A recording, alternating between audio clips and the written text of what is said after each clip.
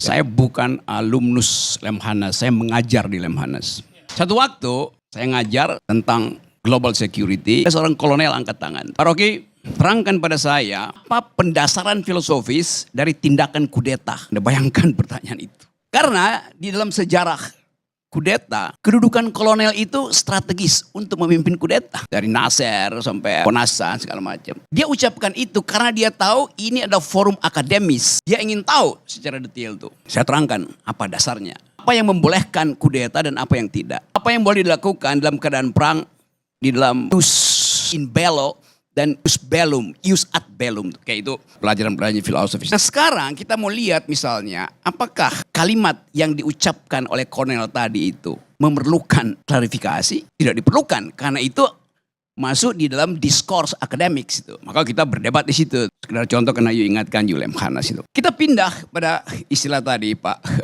penasehat. Gonjang-ganjing publik ini akademis apa tidak? Pasti tidak itu kan. Sekarang coba kita bandingkan ya. Semua public statement akan menghasilkan public opinion. Pasti itu. Dan public opinion terpecah sekarang. Bayar.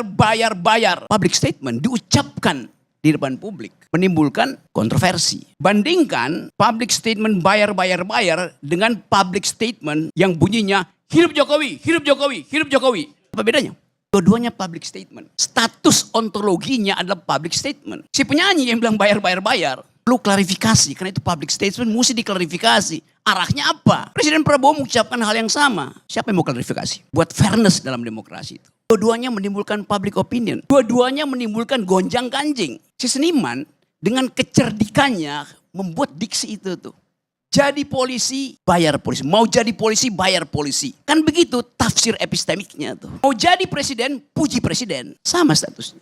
Sudah jadi polisi masih bayar polisi. Sudah jadi presiden masih puji presiden. Saya terangkan ini sebagai problem narasi ya.